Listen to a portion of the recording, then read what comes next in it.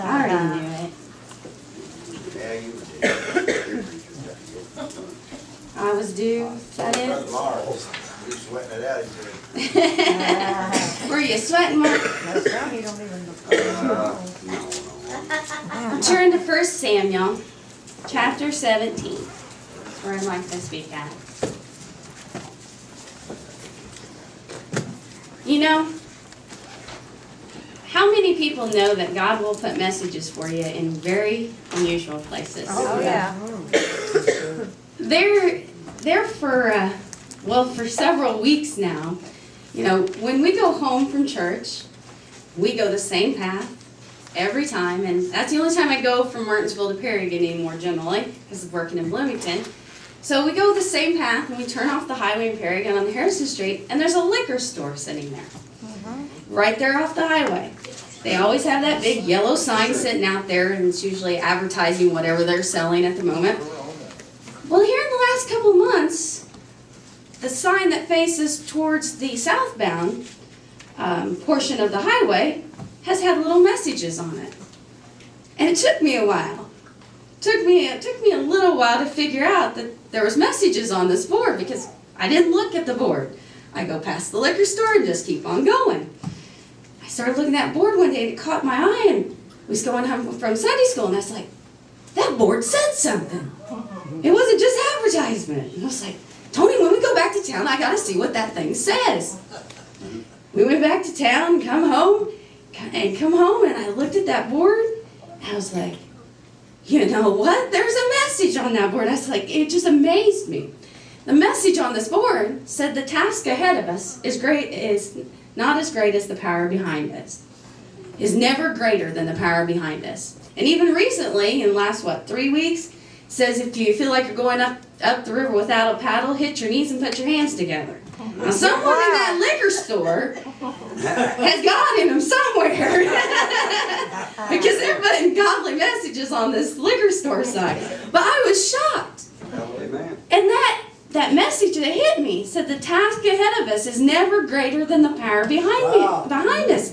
It's like, oh Lord, how true that is. Amen.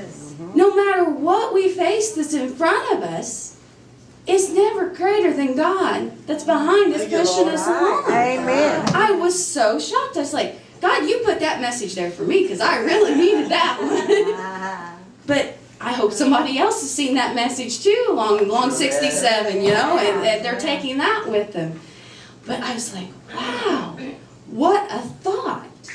And God uses a most peculiar place to put that message. I would have never have looked that direction. I would just kept right on down Harrison Street. Marky, you're going to have to look that way when you go to Mom's next time. See what message they're putting there. But when I got to thinking about that, I got to thinking about a lot of things, and what came to mind was David and Goliath, which is where I'd like to start in chapter 17, verse 4. It says, and there went out a champion out of the camp of the Philistines named Goliath of Gath, whose height was 6 cubits and a span. And he had a helmet of brass upon his head, and he was armed with a coat of mail, and the weight of the coat was 5,000 shekels of brass. And he had greaves of brass upon his legs, and a target of brass between his shoulders, and the staff of the spear was like a weaver's beam, and his spear's head weighed 600 shekels of iron, and one bearing a shield went before him. And he stood and cried to the armies of Israel, and said unto them, Why are ye come out to set your battle in array? Am not I a Philistine, and ye servants to Saul? Choose you a man for you, and let him come down to me. If he be able to fight with me and to kill me, then we will be your servants. But if I prevail against him and kill him, then shall ye be our servants, and serve us. And the Philistine said, I defy the armies of Israel this day. Give me a man, that we may fight together. When Saul and Israel heard those words of the Philistine, they were dismayed and greatly afraid. Goliath was a huge man. Amen. Goliath wore a huge set of armor. Amen. He looked invincible, much in the same way that the devil looks to us, to a lot of people a lot of time. You look ahead and you see what the devil's laid out in front of you, and it looks invincible. And Goliath looked invincible. At that point in time, they were afraid. Yes, they were. They were sorely afraid. They didn't know what to do. They had no idea was a little boy, a young man came along, and I want to skip to verse 33. And David came along. He was sent to check on his brothers who were there. And Saul said to David, "Thou art not able to go against this Philistine to fight with him, for thou art but a youth, and he a man of war from his youth." And David said unto Saul, "Thy servant kept his father's sheep, and there came a lion and a bear, and took a lamb out of the flock. And I went out after him, and smote him, and delivered it out of his mouth. And when he arose against me, I caught him by his beard, and smote him, and slew him. Thy servant slew both the lion and the bear, and this uncircumcised Philistine shall be as one of them, seeing he hath defied the armies of the living God." David said, "Moreover, the Lord that delivered me out of the paw of the lion and out of the paw of the bear, he will deliver me out of the hand of the Philistine." And Saul said unto David, "Go, and the Lord be with thee." Amen. And Saul armed David with his armor, and he put a helmet of brass upon his head. Also he armed him with a coat of mail. And David girded his sword upon his armor, and he essayed to go, for he had not proved it. And David said unto Saul, "I cannot go with these, for I have not proved them." And David put them off. David knew where his power came from. Amen. That Philistine ahead of him wasn't a great and mighty thing. It was just another roadblock. Another thing that God could prove himself on. That's all he was. Amen. That Philistine Goliath was just something sitting in front of him to prove to all those other Israelites that God was still in control. Hallelujah. That's all it was. That's right. Skip to verse 45. I kind of skipped around here because I wanted to pick out the pieces that I thought would best illustrate this. Then said David to the Philistine, "Thou comest to me with a sword, and with a spear, and with a shield. But I come to thee in the name of the Lord of hosts, Hallelujah. the God of the armies of Israel, whom thou hast defied. This day will the Lord deliver thee into my hand, and I will smite thee, and take thine head from thee, and I will give the carcasses of the hosts of the Philistines this day into the fowls of the air, and into the wild beasts of the earth, that all the earth may know that there is a God in Israel. And all this assembly shall know that the Lord saveth not with sword and spear, for the battle is the Lord's, and he will give you into our hands." Amen. And it came to pass, when the Philistine arose and came and drew nigh to meet David, that David hasted and ran toward the army to meet the Philistine. And David put his hand in his bag, and took thence a stone, and slang it, and smote the Philistine in his forehead. And the stone sunk into his forehead, and he fell upon his face to the earth. So David prevailed over the Philistine with a sling and with a stone, and smote the Philistine, and slew him. But there was no sword in the hand of David. And then David took Goliath's own sword, and slew him. That's what we need to do. We need to take, and we need to throw that stone at the devil. Whatever the devil puts in front of us. Yeah. And then we need to take the devil's own sword and cut his head off. Amen. And show him who's boss. God's boss, not him. Amen. You know, it's quite amazing. I read this and studied this. I just thought, Lord, I never looked at that story that way before. You know, I'd always looked at the stone. He picked out 5 stones and it only took one, which it only takes one person to make a difference. Which I've taught that in Sunday school a few different times. But I never looked at the fact that, you know, from the view of, wow, look at the power that really was behind him. Right. All those great men in the army of Israel. You know there had to be, you know, seasoned Sure. people in there that Warriors. had been in there for all their life. Yeah. That could fight and fight and Warriors, fight. yeah. And they looked at this man and said, "Oh, I can't go up against him. There ain't no way. I may have been fighting, you know, 20, 30 years, but man, he even scares me." One-on-one. You know, but this young man came in and was like, "What are you guys doing? What happened to you? Come on. Don't you know who's behind you? Hallelujah. Don't you know who's taking care of you? Don't you know who's pushing you on? Amen. He's trying to defy the God of Israel. Well, who's he think he is? Amen. Where have you guys been all this time? You forget. Come on, let's step it up. Let's get out there. He can't overthrow us. We got God on our side." Right. And he showed them. Yep. It took a young man to step out on faith, to discard all the armor Yeah. that Saul put on him, every bit of armor. Yes, It's like, I can't do it. Didn't even take a sword. I can't do any of this. You know, God kept me all these years with my sling and my stones. Yes, amen. I've been able to overthrow lions, bears. I ain't done nothing with this stuff you put on me. I ain't going out there. And then Goliath, he comes out there, Goliath laughs at me. You send me this little boy? What are you thinking? You guys surely want to be our slaves, don't you? But you know what? David knew what he could do. Hallelujah. Absolutely. He had the power of God behind him. He had his sword was his stone. His sling and his stone. He had his. He knew what he needed to do, and he knew that the power behind him was greater than that task that stood ahead of him.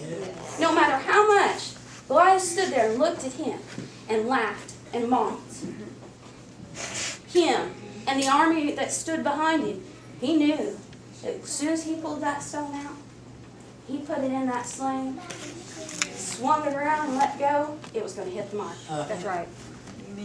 His faith was there. Thank you, Jesus.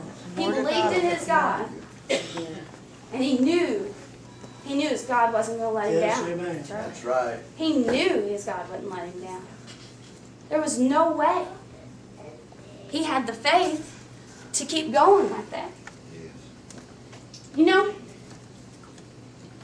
over the last few weeks, or actually several weeks, and I want to give my testimony a little bit while I'm here too. I've had a pretty huge task in front of me. I hurt my knee somehow, don't know how, the week before youth camp. And I thought, Lord, you gotta help me. Because I stay on my feet for 3 days. And I couldn't hardly walk when I hurt my knee. Lord came through. He did what I asked. That weekend, I was fine. I made it through the weekend. But by the next week, it was back again. Guess I wasn't very specific on what I was asking.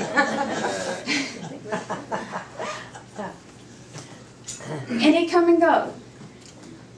I'd go along, be fine. Then all of a sudden, my knees start popping, it'd tweak, and I couldn't hardly walk again.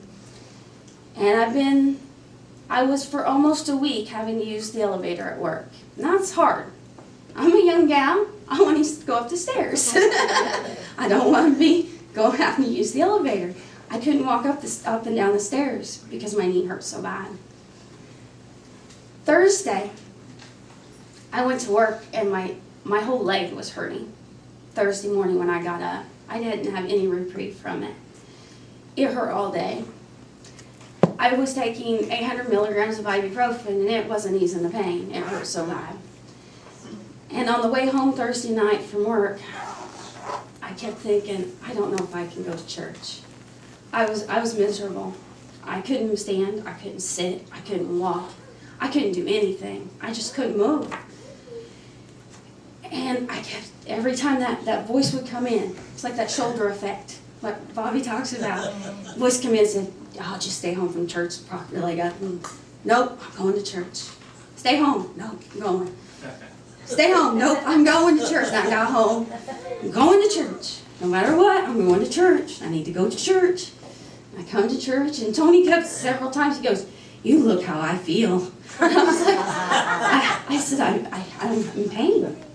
And he knew how bad pain I was in. I was miserable. It was all I could do. And I sat there during church. I sat up here, and the more I sit here, the harder it got to sit there, and the worse the pain hurt. And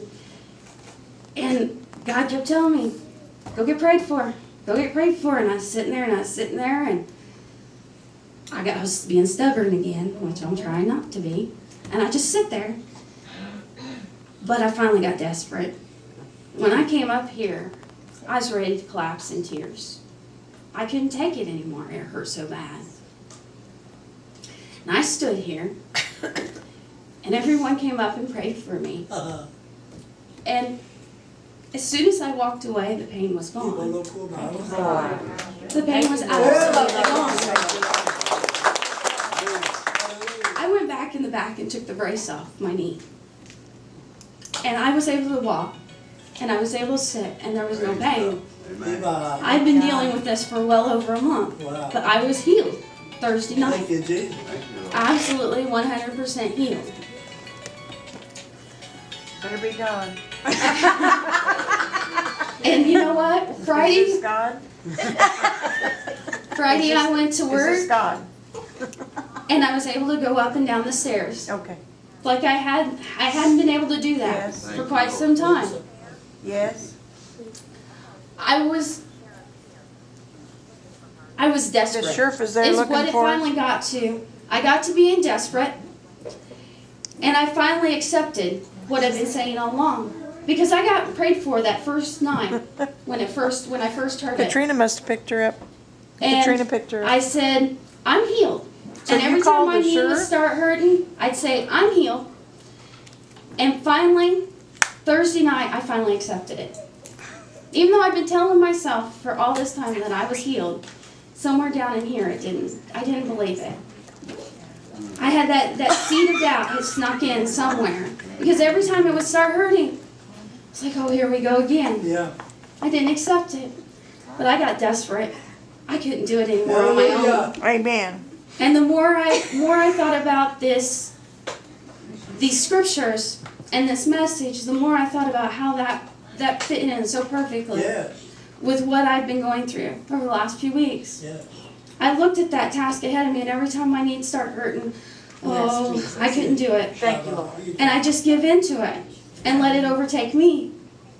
But I finally got to the point I realized that task and that pain is not greater than the God Amen. that's behind me. The God who could come in and heal me Yes. instantly, miraculously heal me. Hallelujah. I mean, I seriously, I walked away with no pain. Thank you, Lord. Where I'd been in misery and almost to tears all day. If my God can do that for me, Yeah. He can do it for anyone. Sure. Amen. He's not a respecter of persons. Word.